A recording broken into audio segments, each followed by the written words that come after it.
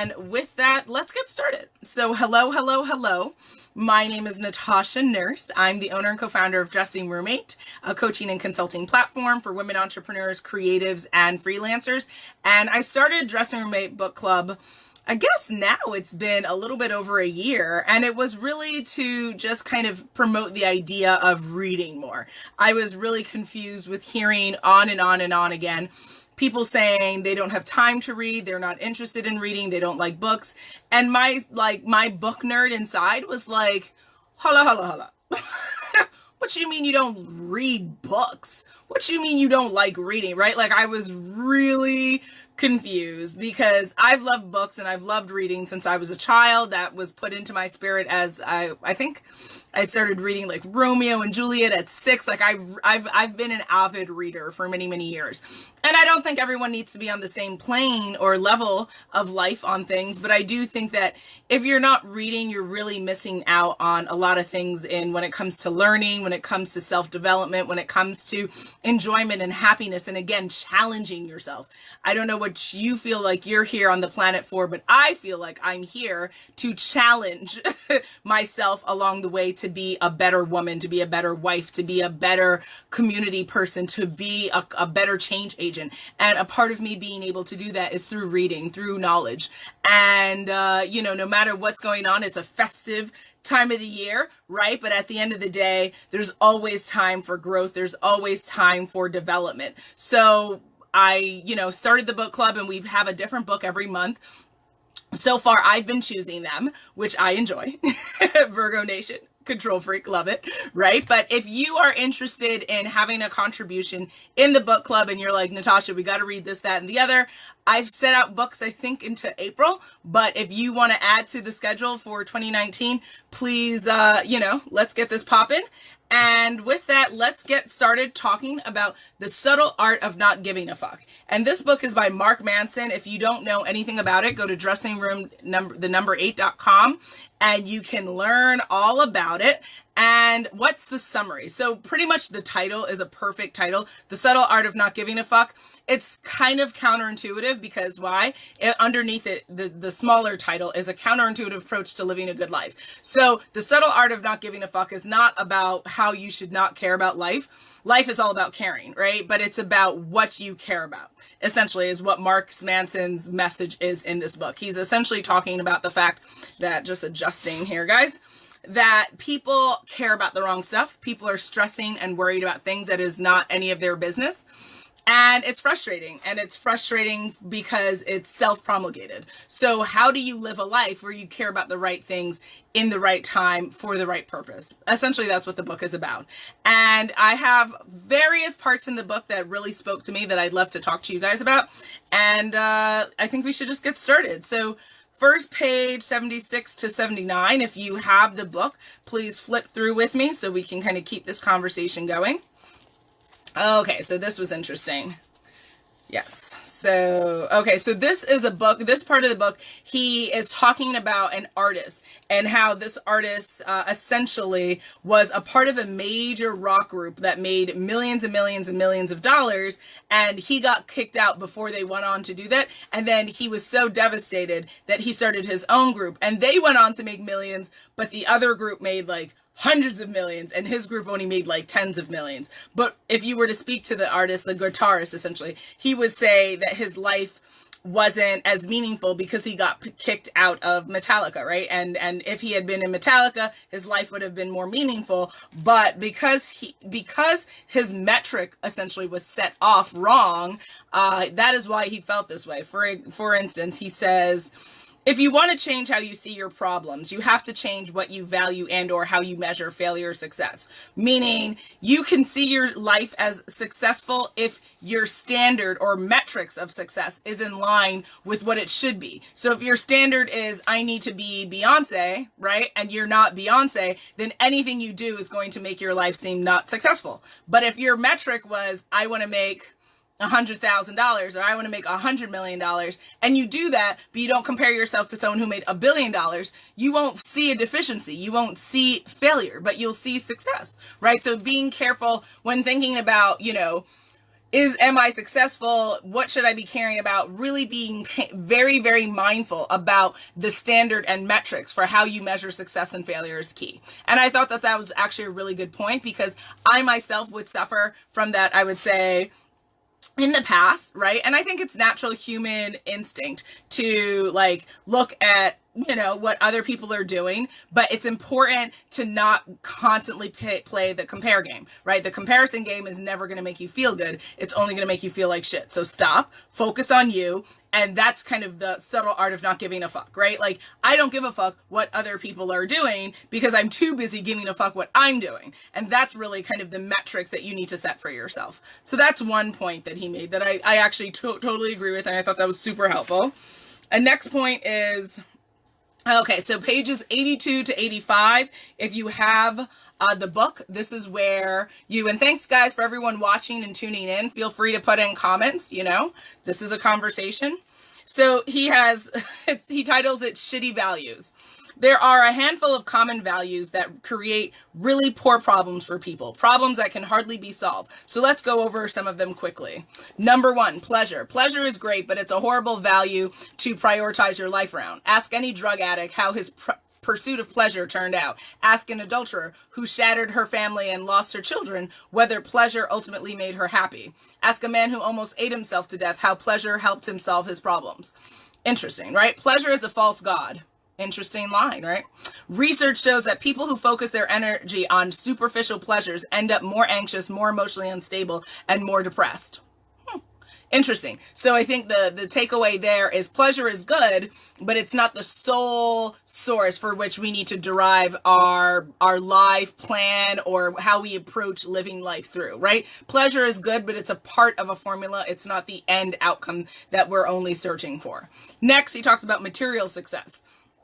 Many people measure their self-worth based on how much money they make or what kind of car they drive or whether their front lawn is greener and prettier than the next door neighbors. Research shows that once one is able to provide for basic physical needs, food, shelter, and so on, the correlation between happiness and worldly success quickly approaches zero. So if you're starving and living on the street in the middle of India, an extra $10,000 a year would affect your happiness a lot. But if you're sitting pretty in the middle class in a developed country, an extra $10,000 per year won't affect you any much. So that's interesting. And, I think that's a challenging conversation there because, they say money doesn't make you happy, which I completely agree. I don't think money itself can make you happy, but it can provide certain comforts and creatures of comfort that we are looking for as people of that, depending upon what your narrative is. If you grew up like me in America, in a developed country, you're going to look and you're going to say, well,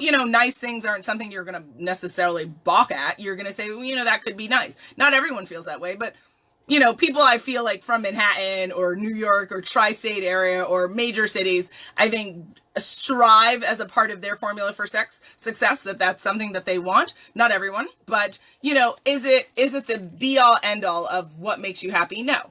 So, there's definitely an argument there. He goes on to say another standard, always being right. This is interesting. Our brains are inefficient machines. We constantly make poor assumptions, misjudge probabilities, misremember facts, give in to cognitive biases, and make decisions based on emotional whims. As human beings, we're wrong pretty much constantly. So if your metric for life success is to be right, well, you're going to have a difficult time rationalizing all of the bullshit to yourself. Interesting. So again, metrics, right? So if you are a person who wants to be right all the time, that will be challenging for you to feel successful. Why? Because human beings tend to be wrong a lot, right? And so that's something to keep in mind too, right? So if you're going to guess and you're like, oh, I know my stock's going to go up, or I know my kids will always behave, and then things go left, then you will feel like a failure and you will feel like, damn, right? So that's something to not give a fuck about, essentially, because you have to release that. You have to change your metrics. You can still care how your children are doing. You can still care about your stock progress, right? And your portfolio, but it's about how you care. It's about how you set your metrics. So interesting stuff there. Next, staying positive. And then there are those who measure their lives by the ability to be positive about, well, pretty much everything. Lost your job? Great. That's an opportunity to explore your passions. Husband cheated on you with your sister? Well, at least you're learning what you really mean to the people around you. He's crazy. child dying of throat cancer, at least you don't have to pay for college anymore. Literally, guys, read that from the book. I would never say those things, FYI. That's crazy amazing. But again, the title of this book is The Subtle Art of Not Giving a Fuck. So how he wrote this book, he was keeping it 100, real talk, guys. So from that, let's see. While there is something to be said for staying on the sunny side of life, the truth is sometimes life sucks, and the healthiest thing you can do is admit it. Denying negative emotions leads to experiencing deeper and more prolonged negative emotions and to emotional dysfunction. Constant positivity is a form of avoidance, not a valid solution to life's problems. Problems, by the way, which, if you're choosing the right values and metrics, should be invigorating you and motivating you. It's simple, really. Things go wrong. People upset us. Accidents happen. These things make us feel like shit. And that's fine. Negative emotions are a necessary component of emotional health. To deny that negativity is to perpetuate problems rather than solve them. So that's where me and him differ. Because I think, you know, based on, again, and I haven't lived 1,000 years. I don't know every person on the planet, so I can't speak to everyone. I can speak to my narrative and my experience. Is when I have lived my life with a more negative lens on how I viewed things and how I viewed the solutions and how I viewed my future, it didn't make me feel good in that state of emotion. I just didn't feel like I was progressing. I didn't feel like it was making my life better. But when I made a shift to see the brighter side of things, to acknowledge what I was grateful for despite the trauma, despite the horror, and create some type of action plan with a level of faith and excitement that I could get through this, that I could overcome this struggle, I felt better. Now, I don't think that being positive in all circumstances to the best of your ability is denying the negative experience. What I think is it's an approach to the experience you're having. So that's where I differ. I mean, I understand what he's saying if you like outrightly are like delusional. Like, so if your car breaks down and you're just like, well, this is fantastic because I felt like having to read right now in the middle of the highway, right? Like, I don't know if that's necessarily the most appropriate response. I think at the end of the day, you know, when things are going wrong, you can acknowledge that things are going wrong, but it's really about the viewpoint as to how you move forward, right? And as again, I'm an avid reader, but I don't read everything. For what I've read and the context and consumption of positivity that I take in from Oprah, from Tony Robbins, from Gary Vaynerchuk, from Joyce Meyer, from Steve Furtick, you know, people that really influence me on a daily and weekly, monthly basis, I would say I don't necessarily hear from them that indulging in negativity is how they became successful. I don't hear from them that negativity is what, you know, let them go further and surpass goals. I hear the opposite. I hear that positivity helped move them forward. So, you know, everyone's entitled to, again, their belief system. And I just disagree with how he kind of contrastly put, like, if you try to be positive in negative situations, it's like doing harm to you. I think that to me seems wrong, but that's my opinion. You know, if you've read this and you agreed, I'd love to hear your opinion, even if you're not watching this on the live. If you watch this on the replay and you're like, no, Natasha, this is what he meant, I'd love to have that conversation, but as of right now, I totally vehemently disagree with that. Next, let's see, I think he had one other thing. Yeah. Defining good and bad values. So good values are reality-based, socially constructive, and immediate and controllable. Bad values are superstitious, socially destructive, and not immediate or controllable. I will leave it at that. I will let you all think about what you think about that. I could see arguments for and against that, to be honest. So it's interesting. All right. So there are a couple of other kind of moments in the book that I think are really, really important. Let's see. I think one other point I'll take you to, because that was interesting. I was reading, and I would say, like, this was one of the few books where I had to be like, this page, this page, this page. Like, we just don't have all the time to go through that, but it was a lot, guys, a lot. So Manson's law of avoidance. So this book is written by Mark Manson. So this is his own law that I think he's speaking to. Chances are you've heard of some form of Parkinson's law, which work expands so as to fill up the time available for its completion. You've also undoubtedly heard of Murphy's law. Whatever can go wrong will go wrong. Well, next time you're at a swanky cocktail party and you want to impress somebody, try dropping Manson's law of avoidance on them. The more something threatens your identity, the more you will avoid it. True or not true? What do you think? True or not true? Interesting, guys. He goes on to say that means the more something threatens to change how you view yourself, how successful, unsuccessful you believe yourself to be, how well you see yourself living up to your values, the more you will avoid ever getting around to doing it. There's a certain comfort that comes with knowing how you fit in the world. Anything that shakes up that comfort, even if it could potentially make your life better, is inherently scary. Interesting. Are we afraid of being better? That's interesting, because if that was true, then that would mean that utterly, like, personal development would be contrary to wanting us to feel good. So people would be outrightly avoiding it. Interesting. True or not true, guys? True or not true? What do you think? And I think one other thing, if I can squeeze it in, a lot, right? So he also talks about the power of denial and kind of things that we are dealing with. He talks about commitment, rejection. Maybe I'll go to the rejection one. That was interesting.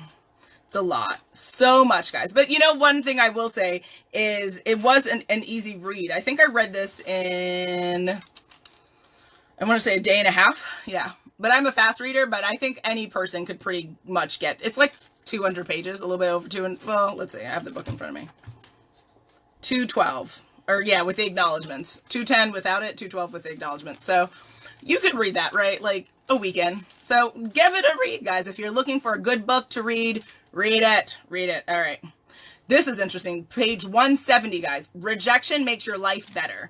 As an extension of our positivity consumer culture, many of us have been indoctrinated with the belief that we should try to be as inherently accepting and affirmative as possible. This is a cornerstone of many of the so-called positive thinking books. Open yourself up to opportunities, be accepting, say yes to everything and everyone, and so on. But we need to reject something. Otherwise, we stand for nothing. If nothing is better or more desirable than anything else, then we are empty and our life is meaningless. We are without values and therefore live our life without any purpose. The avoidance of rejection, both giving and receiving it, is often sold to us as a way to make ourselves feel better. But avoiding rejection gives us short-term pleasure by making us rudderless and directionless in the long term. To truly appreciate something, you must confine yourself to it. There's a certain level of joy and meaning that you reach in life only when you've spent decades investing in a single relationship, a single craft, a single career, and you cannot achieve those decades of investment without rejecting the alternatives. The act of choosing a value for yourself requires rejecting alternative values. If I choose to make my marriage the most important part of my life, that means I'm probably choosing not to make cocaine-fueled hooker orgies an important part of my life. If I'm choosing to judge myself based on my ability to have open and accepting friendships, that means I'm rejecting trashing my friends behind their backs. These are all healthy decisions, yet they require rejection at every turn. The point is this: we all must give a fuck about something in order to value something. And to value something, we must reject what is not that something. To value X, we must reject non-X. Interesting. What do we think about that? Again, I think this leads into my next segment, which is I usually talk about things I didn't love, things I do love. I felt like for this book, I don't know. I think he kind of talks in absolutes, and I don't know if I agree with that. You know, I don't necessarily know if we can all see life the same way. I don't know if we can all view things under one lens. I think that the mere fact that we look and think and come from different backgrounds shows that we are different and we're meant to think differently. And if we were meant to be one person, we would be one person. So I appreciate and I respect that he wrote this, that he took the time to do this.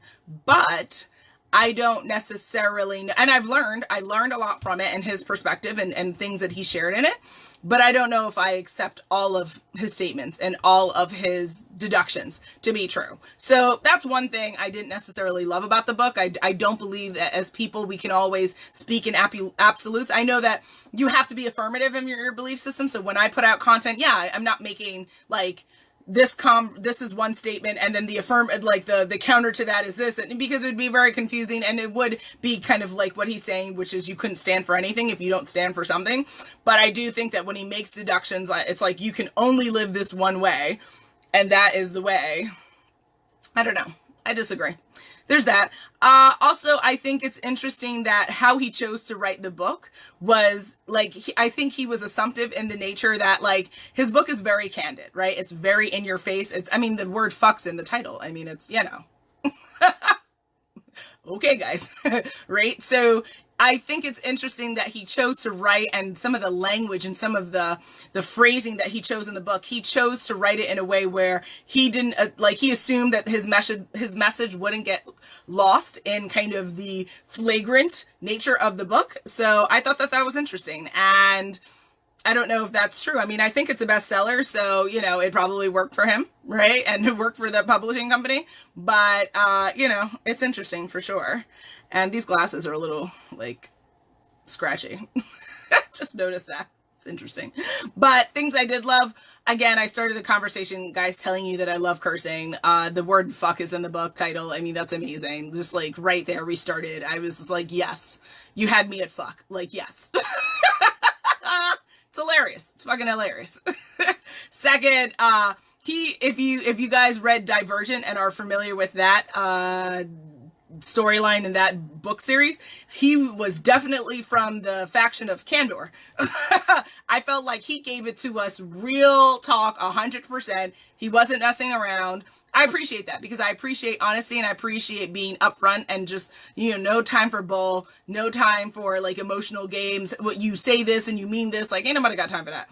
Just give it to me what you mean. What do you want? So I appreciated that. Now, what are my thoughts on how to live life and not give a fuck, right? Ultimately, based on what I think, based on what I read from his book, get clear on what you want. I mean, so many different talks and messages that I give out. Clarity is a tip for it because that's the basis of having success in your life. It's the basis of living a good life. You have to be clear on what you want from yourself, from others, from life. You have to be clear. If you're not clear, then your life is going to be filled with confusion and dysfunction and hysteria. So get clear. Next, assess from your clarity when you've written, and I encourage you to write things down. What do I want for me? What do I want for my family? What do I want for my kids? What do I want for my spouse? What do I want for my job? What do I want for my career? What do I want for my life, right? Things like that. Then assess and do some real digging. When you say you want X, Y, Z from your life, right? And that breaks down to spouse, kids, this, that, the other. Do all of those things make sense? Are all of those things you need to give a fuck about? For instance, does it matter what other people are doing in their bedrooms? So I bring this attention to people who struggle with being homophobic or too damn concerned about what other people are doing in their bedrooms. Why do you give a fuck? Why is that your problem? Why does that have anything to do with you or the tea in China? It doesn't. Drop it down. Stay in your lane. You're crossing over. Stay in your lane, guys. Stay in your lane. Next, do you need to really watch reality television every week? Do you really need to know who's doing what in this part of California, in this part of Nevada? I think we really, as people, need to assess, do we need to care about what's going on? And if you do, how do you need to consume this so it doesn't consume you? So it doesn't take away the time that you need to do to live your life successfully? Does it really matter if your 35-year-old son is still single, right? Parents, right? I'm not a parent, but I will say that some parents I speak to, it's very fascinating how they have their hands in their kids' lives, and their kids are grown-ass adults. Why do you care who they call? Why do you care what they do? It's not your business. People, let live, right? Live and let live. So I think that's a part of the subtle art of not giving a fuck. When you start to reel it back in and you recognize, oh, I'm actually caring about something that is not my business to care about. I need to stay in my lane. I'm going to slow this shit right back down. So things like that. And then create a system in place for you to stop wasting time, because that's what you're doing. You're wasting time. And if you know anything about time, it's very precious and it's very limited, right? You can't get it back. You can make more money. You can make more friends. You can even call more people family. You can never get time back, guys. So when you continue to waste time, when you continue to give a fuck about things that are not your business, you're wasting precious time that no one can give back to you. Stop wasting it. And also figure out what triggers are for you. What environment triggers, what are people triggers, lifestyle triggers, so that you can start to eliminate them and commit to your action plan. And with that, we are nearly at our time. So what do I encourage you to do? First, read the freaking book, The Subtle Art of Not Giving a Fuck. Go to dressingroom8.com. I can put in the title here. Let me make sure I give that to you. Okay. All right. So first, you can get it at dressingroom8.com. Give you that information. And then I don't see any questions here. If you have questions, a copy of the book here. All right. So I put that in the comments. You have that.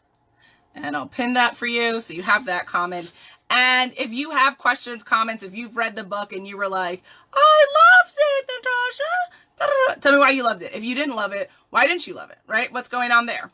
And then from that, I think next, I would love for you to RSVP for the January meeting. So let me share that link with you, because people are like, I don't know. What do you mean? So what are we going to be doing for January, guys? We're going to start off the year really reading a hella cool book. We're going to be reading The Art of War. So that's a classic book. If you haven't read it, don't feel bad. I haven't read it. Oh, well, I've heard about it and I haven't read it. So now's the time, right? So make sure you RSVP. Put that in for you next. RSVP for the January meeting here. Need to type book club meeting here. Okay. And then get the copy of the book there, right? So if you go click on that link, then you'll be able to get the copy of the book and you'll be able to RSVP. And with that, I think I'm pretty much done. Overall, like I said, if you didn't read Subtle Art of Not Giving a Fuck, I suggest you do. I think it's a really good book that challenges you to challenge yourself and your ideas and how you're approaching life. And I think there are a few books that you'll read that do this. And so I definitely recommend it. I think Mark Manson did a great job of being very candid. Again, you might not agree with everything he says or even a lot of what he says. Read the book, give it a chance, challenge yourself. And I think this is a great book to read this month as we go into 2019. Woo-hoo-hoo. And with that, I just wish you well wishes, guys. It's been an amazing 2018. I can't wait for 2019. I know a lot of people are like, yo, I can't wait for this year to end. I love this year. This year was bomb for me. So I can't wait for 2019 to be amazing and even more amazing than this year. So with that, I bid you farewell. Thank you, thank you, thank you for your time. Thank you for tuning in. If you're catching this at the tail end, my name's Natasha Nurse, owner and co-founder of Dressing Room 8. This was the Dressing Room 8 book club. This was the December meeting. Rewind, watch the whole thing from the beginning so that you can learn more about The Subtle Art of Not Giving a Fuck by Mark Manson. Go to dressingroom8.com to pick up a copy of the book. You can also RSVP for the January meeting, all of that good stuff, all there. So I will see you in the new year. But actually, you guys will see me, you'll just see me doing content pretty much every year, every day until the new year. So for my Dressing Room 8 book club people, this will be our last meeting until January, the end of January. But you'll see me, you know your girl. I'll be here. I'll be doing content. So always feel free. Go to dressingroom8.com to talk to me. And Happy New Year, guys. And have a good evening. Talk to you soon. Bye.